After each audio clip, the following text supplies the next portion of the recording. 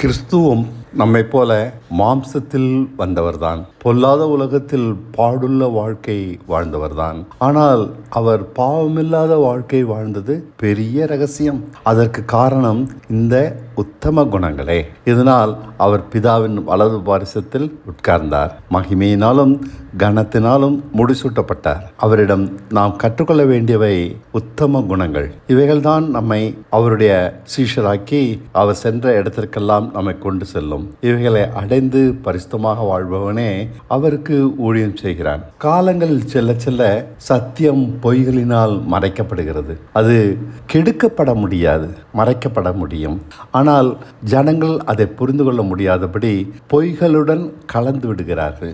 ஆதி முதல் மனுஷ சரித்திரத்தில் தொடர்ந்து இது நடைபெறும் செயல். ஆனால் தேவன் கையாலாகாதவர் அல்ல. சத்தியவான் யார் என்று காணவே தேவன் இதை அனுமதிக்கிறார். அவன்தான் தேவனை நேசித்து தேடி சத்தியத்தை கண்டுபிடிக்கிறான். தேவன் சத்தியத்தை மறைப்பதும் மனுஷன் அதை தேடி கண்டுபிடிப்பதும் ஆதி முதல் நடைபெற்று வருகிறது. சத்தியத்தை கண்டுபிடித்த காலத்தில் ஜனங்கள் சிறப்பாக வாழ்ந்து மகிமைப்பட்டார்கள். கண்டுபிடிக்காத பட்சத்தில் பொய்யுடன் கலந்த சத்தியத்தையே ஜனங்கள் ஆராதித்து வாழ்ந்தார்கள். அவ்வப்போது தேவ மனுஷர்கள் எழுந்து சத்தியத்தை பொய்யிலிருந்து பிரித்து தெளிவாக்கி ஜனங்களை காப்பாற்றுகிறார்கள். இதை பழைய ஏற்பாட்டில் நியாயாதிபதிகள், ராஜாக்கள், நெகேமியா காலம் வரை நிகழ்வதை காணலாம். இன்றும் நிகழ வேண்டி இருக்கிறது.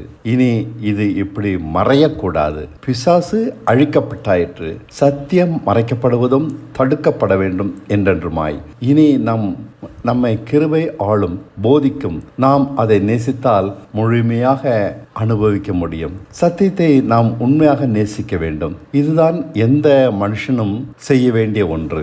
தேவன் பல விதங்களில் சத்தியத்தை மறைத்து எட்டாத உயரத்தில் வைத்திருக்கிறார். பலவித பொய்களினால் மறைக்க அனுமதிக்கிறார். இதை தேடுவது சங்கடமான ஒன்றுதான். சகாயமானது அல்ல, பாதுகாப்பானது அல்ல, கௌரவமானது அல்ல, இனிமையானது அல்ல. இங்கு அறிவிற்கு வேலையில்லை, அன்பிற்கு வேலையுண்டு.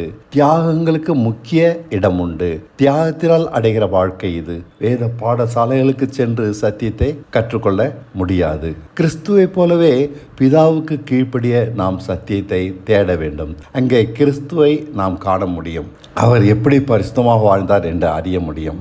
இதை நாம் அறியாவிட்டால் வெறும் கிறிஸ்தவ மதத்தை சார்ந்தவர்களாகவே ஆவோம். பலவித ஊழிய பாரங்களை நாடி சாதனைகளை தேடி வழி விலகி போயிருப்போம்.